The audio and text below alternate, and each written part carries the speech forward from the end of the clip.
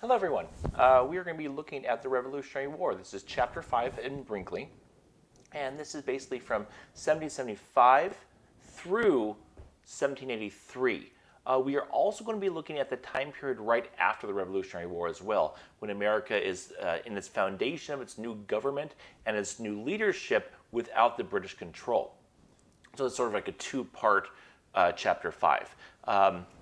The political part of it and the economic social part of this chapter, the war itself, is the most important part. The actual war, fighting, battles are not really that historically important for the long-term cause, effect, causation, continuation change over time. But we will get to a couple of the main battles that do take place. So let's first get started with the beginning. What happened at the very start of this conflict to make it into an actual revolutionary war?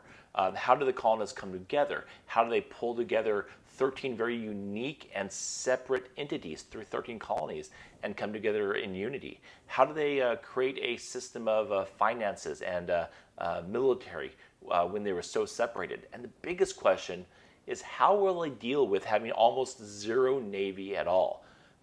And deal with the strongest military, the strongest navy in the world at that time period. So let's get started. So the beginnings, what transpired to start this war? Again, we talked a lot about in the last chapter this whole aspect of the British in debt. This huge revolutionary war was sort of staged because the British sort of changed their philosophy, they changed their tactics in dealing with American colonies. The big parts about that was these overarching issues of no taxation without representation, having these new types of taxes, like these internal taxes, like the Stamp Act, and basically ending this solitary neglect. Once the colonists stopped abiding by these taxes and they started uprising and boycotting the Sons of Liberty, we see the British bringing more army and more redcoats. And so we see an increased tension between the British and the Americans based off that. Also, we see a lot more conflicts because of that too. Obviously, if you have more redcoats and more tension, you're going to see more conflicts. The Boston Massacre, Lexington Concord, and much other ones like that. Also, this overarching ideology of this Enlightenment thought. You could start and talk about the Great Awakening as sort of a spurring point from that. You can talk about John Locke and his two trustees of his government and the English Bill of Rights as sort of the foundation for this Enlightenment thinking. You could talk about Benjamin Franklin. But really, it comes to the common sense and Declaration of Independence that are really these American documents that stage the Enlightenment thought for the revolution itself.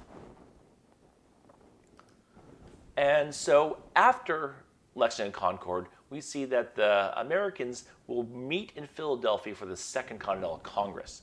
This was already planned, remember. At the end of the First Continental Congress, they said they'll meet back in a year to discuss how the boycott went and future things that they're going to do against the British.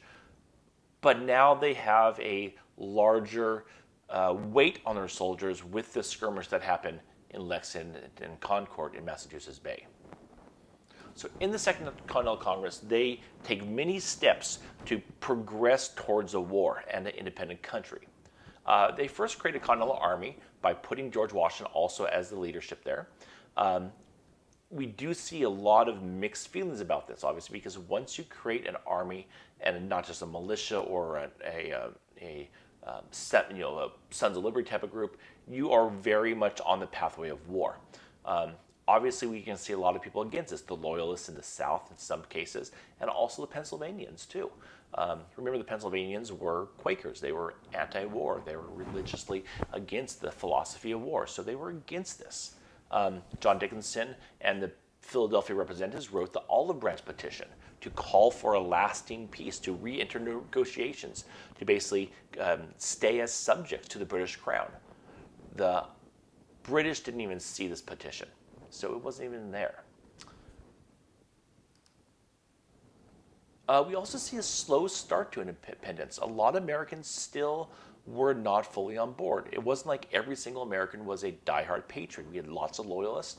We also had a lot of moderates as well, people that did not like taxation, but still did not believe in the overthrowing of the British crown. So we had lots of sort of wavering people. We weren't fully united this time period either. We also had a mixed group of artisans and merchants and farmers and planners.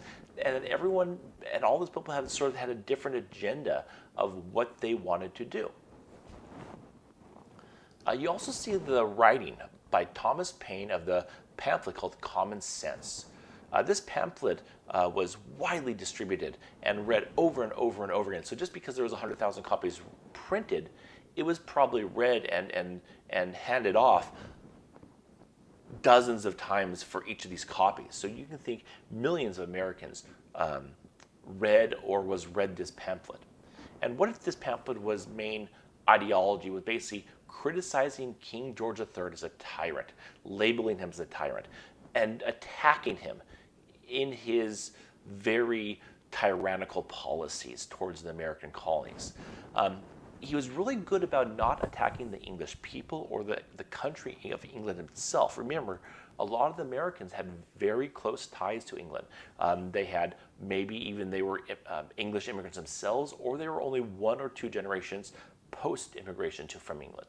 So you had a lot of Americans that were still very connected to the English way of life. And so he was very good about attacking the crown more than the culture, the nationality, the country, or the people. And also in America, this was allowed to happen because we had huge amounts of printing presses. In the North especially, we had printing presses and we had lots of literacy comparatively. So there was a lot of educated, literate people in America that could read these pamphlets and become enraged about a topic or a concept. There's Thomas Paine's Common Sense. Then back to the Continental Congress. In the Continental Congress, the congressmen, basically put a path forward 2 different things that have to be done. We created the army already, but 2 more things have to be done. We must declare independence, and we must draft articles of government. Okay, that was something called Lee's Resolution. And I don't have it down on the slide. I should probably put a slide in there.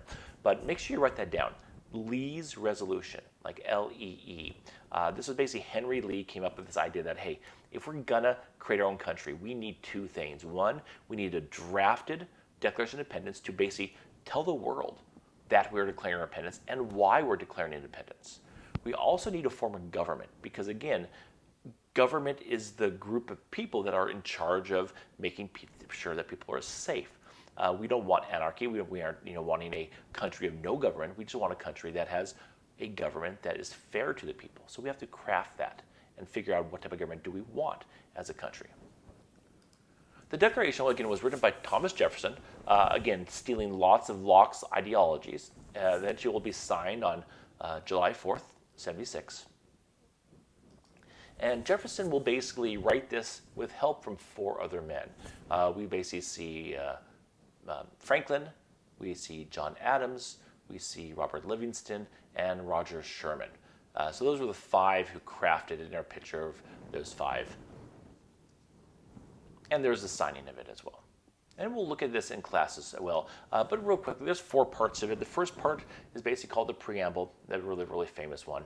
Then you have the second part is the natural rights. This is where basically Jefferson will declare that all men are created equal and that we have these unalienable rights of life, liberty, and pursuit of happiness, and that it's basically the duty of Americans or citizens to overthrow an unjust government, but a just government must be created in the absence of a government as well. And it basically gives the Americans the rights to overthrow a unfriendly or a usurpious government like the British was.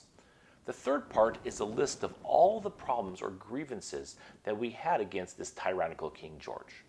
The last part is this basic conclusion or this resolution of independence, declaring that America is now free and untied from all the political bonds from England, and that as a free country we have the rights to create trade and commerce and alliances and all these other things that free and countries are allowed to do.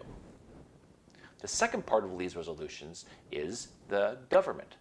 So the thing about this government, we'll get into this a little more later on, but this government had to be extremely weak. It had to be weak because we were just coming from a tyrannical, over-authority government. So they created it with many flaws in it. The biggest flaw is it had very little authority. But again, remember, we had to have that lack of authority to be comfortable with its creation. And so even though it wasn't meant to be only a temporary government, it really was set up to be just a temporary government with not the strength to be long-lasting. And we'll get into that and why its weaknesses in a few more slides. Okay. Our next one. Okay, now the Revolutionary War itself, the fighting of the war. So, the fighting of the war, the British will have every pretty much tactical advantage there is. They're going to have the strongest navy, they're going to have the biggest economy, the best army, more weapons, more gunpowder. They're going to have more population in their home country, that is. And they're also going to have, which is not up here, they're going to have the alliance of both the natives and the loyalists in America. The reason for the natives, if you think about it, is that the British are the ones who are keeping the Americans from moving westward. And so, of course, without the British, you're going to see the Americans easily move westward in the conclusion of this war. So, of course, the natives altruistically are going to side with the British here. And again, about a third of the Americans were probably in favor of the British. Some of them very vocally, some of them very outwardly, and some just in their own silence. The American advantages were not so much tactical advantage, but more conceptual, philosophical advantages. It's like they did have a strong leadership that didn't really change. And again, that leadership wasn't extremely strong at the very start. George Washington sort of built into that strength. But the problem with the British ones is that they constantly changed their head. One of the factors for America, they had home field advantage. They didn't have to have these huge, long supply lines across the Atlantic Ocean. Another advantage is that the Americans were willing to do ungentlemanlike battle tactics, ambushes and sabotage, and basically targeting generals on the battlefield and basically fighting an ungentleman's war. And they also were willing to fight for the death. The Americans had a more passionate reason to fight. Remember, every single one of those signers of the Declaration of Independence had committed treason. And if the Americans lost or they were caught, they could have been scheduled for death. So they had a much more legitimate reason to win this war than the British Redcoats did. Financing the war was extremely hard for the Americans. Remember, we had very little hard currency, and the British kept it that way throughout the time before the war. Also, Congress had no authority to tax, so money was extremely hard to come by, which means the Continental Army was constantly without food and without proper clothing, without enough supplies. And we printed huge amounts of monies, but that obviously caused huge inflation and almost a devaluation of our currency. Okay, so the battles. Obviously, the early battles were not going to be good for the Americans. We didn't have our feet under us. The British are going to win most of these early battles. But the problem is, though, the British didn't take advantage of it. They could have easily gone in for the kill several times and wiped out the revolution in America, but they didn't. But you have to remember why. Remember, the English didn't want to conquer the Americans. They already had that. They wanted to subdue them. They wanted to, after the war, have America still as a colony that it could do business with. They didn't want to, populate it with new British. They wanted to keep their relationship at least somewhat okay. So they did not go in for the kill or the slaughter nearly as much as they probably should have or could have if they wanted just to win this war. And so there was a lot of blunders in that aspect. And there's a very famous one battle early on where the Washington went across the Delaware River and basically raided a group of Hessian mercenaries, German mercenaries, and then stuck back across the river on Christmas night. One of the battle spots that Washington will hole up in, or basically have his winter camp in Valley Forge. Huge and horrible conditions there. Lots of dysentery, lots of death, lots of exposure and freezing temperatures. But also they're going to find out and do some new tactics. One is inoculation for smallpox. And another is basically learning how to be more controlled and regimented with the help of a Prussian naval officer, basically, or a military officer.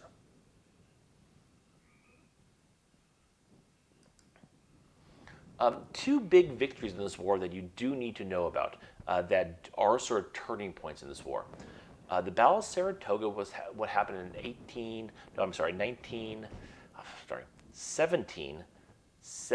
I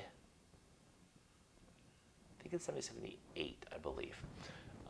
What the Battle of Saratoga was important for was that the British were coming down from Canada along basically the Hudson River, and they were going to basically cut off New York. And by splitting right down the middle of New York, they would cut off the upper New England part of the colonies from the major part of the colonies.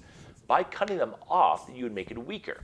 So the Americans ambushed the British coming down, and there was a flaw that the British never got the order to also come up to help resupply those troops coming down. And so the Americans won this battle. They were able to not be cut into two different sections. Secondly, they were able to gain thousands of British weapons and pounds of gunpowder. And it also showed that America was going to not be an easy defeat, that America was going to be a strong opponent, that they could actually hold their own. This will spur France and the Spanish eventually to join and ally with America. So this was a battle that they needed to win to then get the alliance they needed to eventually win the war with. The Battle of Yorktown is significant because this battle will end the war pretty much. This is the battle where basically Cornwallis' army will be trapped on the peninsula of Virginia in Yorktown, and they'll be surrounded and blockaded by the French Navy. And basically, we're going to see the Cornwallis British-led army surrender, and then days later, the British will surrender and sign the Treaty of Paris. Excuse me. Excuse me. So two significant battles right there. And this battle, again, like I said, was important, the Battle of Saratoga, because it officially sort of triggered this alliance with the French. Then that'll also lead the Spanish and Dutch to join up with Americans. That will give American much-needed money, gunpowder, and most importantly, a navy. Then these countries could then harass the British troops on open seas. They also could start harassing British colonies abroad around the globe and disrupt British supply lines. Eventually, the end of the French-Indian War will happen in 1783 with the Treaty of Paris. This will end the Revolutionary War. The English will grant America with basically all of that eastern territory from the Mississippi River all the way to the East Coast. As part of their victory, they will give back Spain, Spanish Florida. So they will give Florida back to Spain in this treaty as well. Okay, war and society. How did the war affect society during this time period, for the time period during the war and then right after the war? Okay, one is a loyalist population. A lot of the loyalist population will either move to Canada or move back to England. Some of that population will come back to America, but a lot of it does flee. One thing that does affect, though, is the Anglican Church. We see a big drop in the Anglican Church because so many loyalists will either go to Canada or back to England. And again, you do see a larger loyalist population in the South than you do in any other parts of the colonies. Religion war. We see that, again, the Anglican Church hit very hard by this, by losing so many of the loyalists. We see the Quakers sort of hit hard because of them not wanting to fight and not being for the war. And we see the Catholics slightly improve because of the French and the Spanish alliance with Americans during this war. War and slavery. Some slaves were given their freedom during the war because the English had basically proposed that any slave that runs away and then flees to British forts or ships will gain their freedom. Obviously, they wanted to disrupt some of the plantations and supplies and the ability for America to trade. And of course, the North and the South did not want that to happen. So Southerners worried about slaves wanting your freedom due to revolutionary ideals. So a big part of this was if you have a contract based Declaration of Independence that says all men are created equal, will slaves start to feel themselves as oppressed and wanting their equality too? Northern ideals as church started to spread anti-slavery thoughts, and Southerners had developed a rationale for slavery. So basically, we see a big turmoil with slavery because of this. Because of the war, we see more and more focus on looking at Africans and African Americans as degenerates or just underlings to a white people, not just as laborers, but as people as well too. And the big sort of change of this was this white supremacy.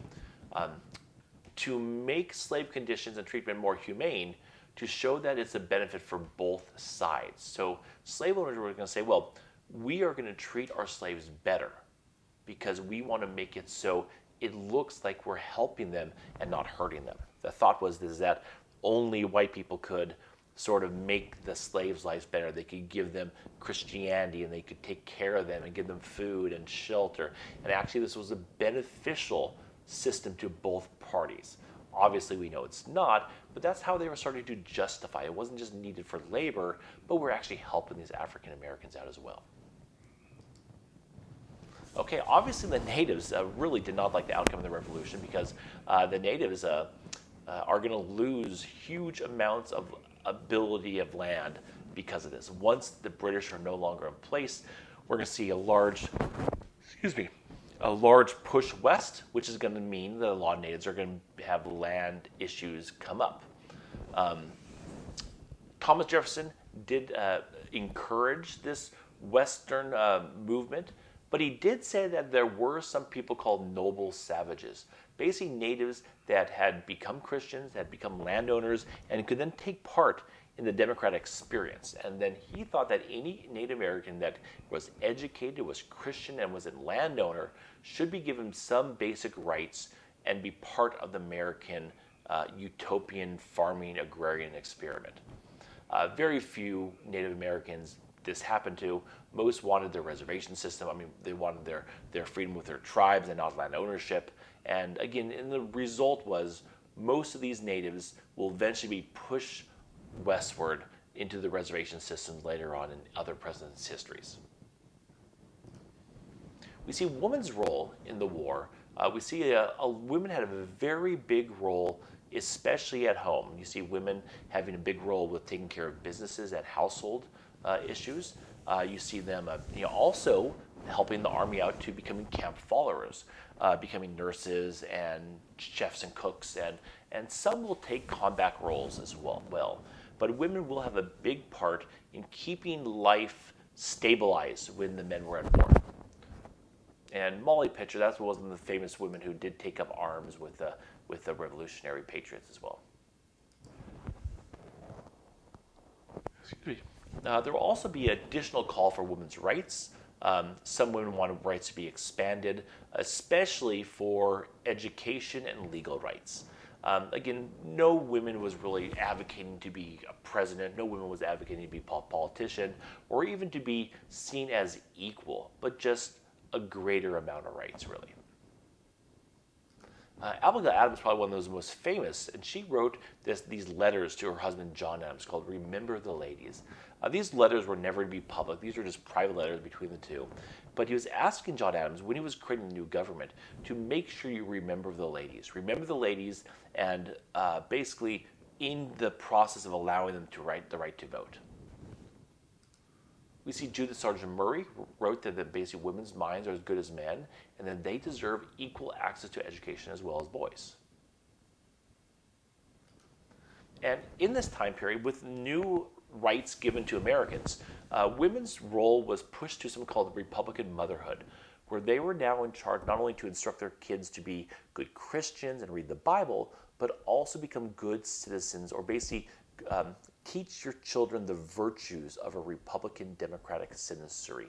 So those virtues. So this was called Republican motherhood. And the economy in the war. The economy was disastrous. The war really, really was horrible for the war, for America. However, the long-term economic of America was benefited by the war itself. Remember, without British controls, without British Navigational Acts and Sugar Acts and Tea Acts and Townshend Acts, America was now freely able to trade with all nations. So we could basically have no monopoly over us anymore.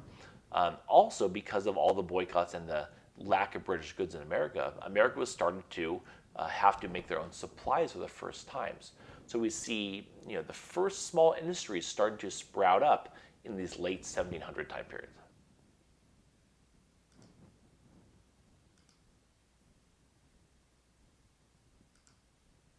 Okay, new governments and the artisanal federations. Now we're talking about the war's over and we have a couple of years before we create a constitution. And in this new government, there was a lot of conflicting viewpoints. We basically believe that we need a Republican form of government, a representative. So our artisanal federation is not a democracy. Basically, the people elect representatives, and the representatives are the ones who have the power in government. That is a Republican government. On the local level, we do have democracies on the local city and county levels. Direct people get to vote for laws and statutes.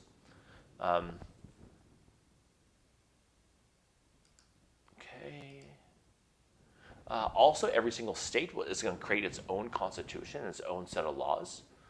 So every single state will have slightly different laws than each other. So we're not going to have just a national set of laws. Every state will have their own set of laws as well. So that make sure you write this down. That is called federalism, where you basically have a combination between the federal government and the state governments and a sharing of power between the two. Again, that's called federalism.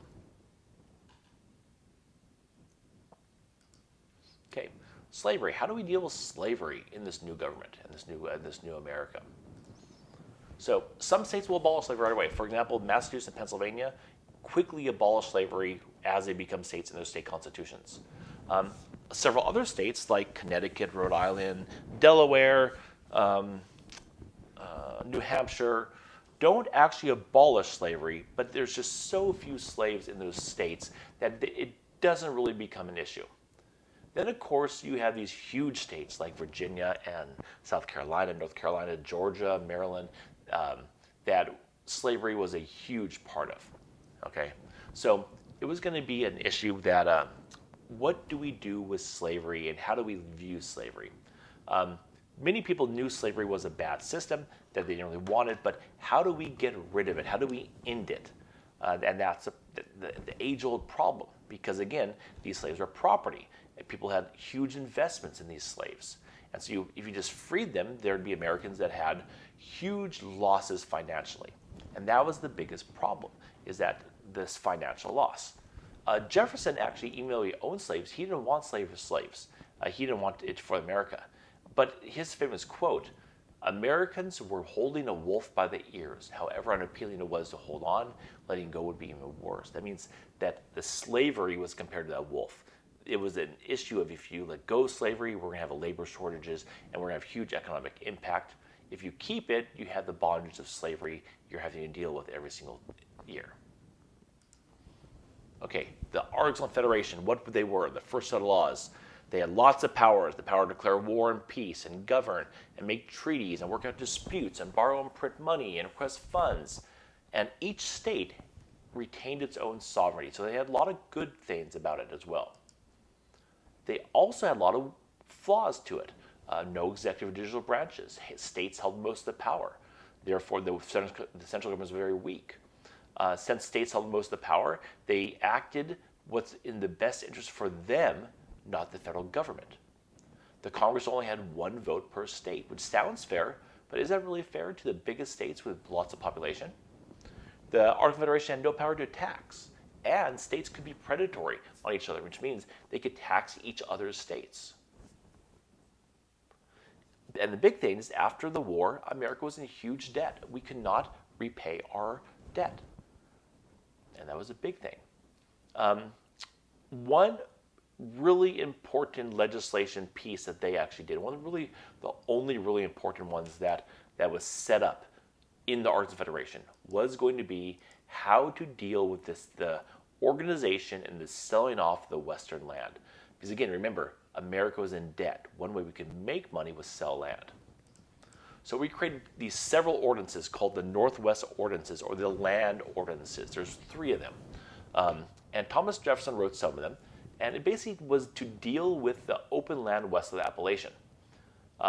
Basically, the Congress directed southern states to administer their own process of creating new states. So they basically said, South, you take care of your own process of creating states, and slavery may be allowed there.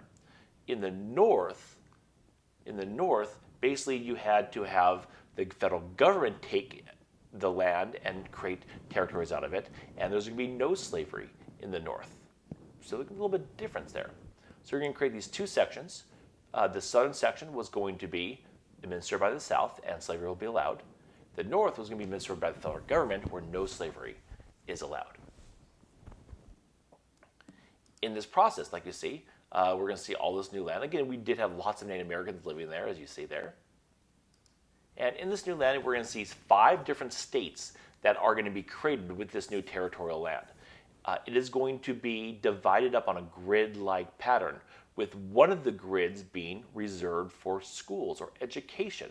So there's going to be a huge sort of educational support when these counties were going to be populated.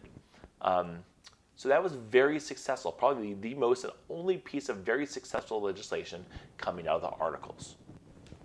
Okay, what was the Articles' demise? Was its weaknesses and its inability to put down rebellions. The rebellion that sparked the end of the Articles was called Shays' Rebellion in Western Massachusetts. It was the first ardent uprising in America. We see Western Massachusetts citizens rising up with high taxes, and also the threat of jailing them because they aren't paying their taxes. And they rose up. And the problem was that Daniel Shade and his men, the federal government was not able to raise a big enough army to actually fight these rebels. So the Massachusetts government had to do that. And so that showed a huge weakness within the American government, that it couldn't sort of protect itself from insurrections. So many people thought they need to change. They basically exchanged one tyranny for another. They basically exchanged one tyranny or one government they don't like for another government they didn't like. And the biggest thing you want to look at is another big thing is that these Articles of Confederation, you're going to have to, this as a question, was these Articles of Confederations, no. Basically, were they successful or did they fail? Because you can answer that either way. We're going to have that question be one of the questions we talk about on Tuesday during class. So make sure you sort of do that. I'll actually write that out for you guys right now so you can maybe take a screenshot of that. I don't want that one. Do one more.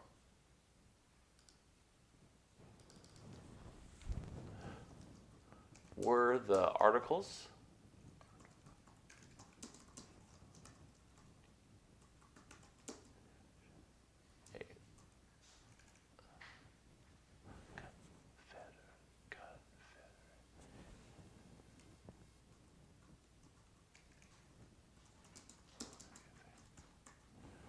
were they a successful or a failure? Were they successful or a failure? So that's a big question. Try to figure out how you would argue both sides of this. Okay, try to tell me how you're going to argue both sides. Okay, that is it for this lecture. Make sure you take notes. Make sure you sort of answer this big question. We also have some SAQs and some other, questions along the way. If you look through the PowerPoint, I did skip over them, but there is quite a few. I'll just show you a couple of them real quickly. There's quite a few sort of quiz questions that you may want to look over. Let me look at just one of the examples of what I'm looking at. You may want to make sure you sort of look at some of these quiz questions that I have embedded in the PowerPoint. I have a few of them. I sort of glossed over them. There's another one. There's another one right there. Another one right there. Another one right there. So make sure you look over them because, again, we will be having those quiz questions as questions that we are responsible for on Tuesday. Okay? Okay, great. You guys have a great weekend. We will see you on Tuesday in class. And so long. Have a great weekend. Bye, everyone.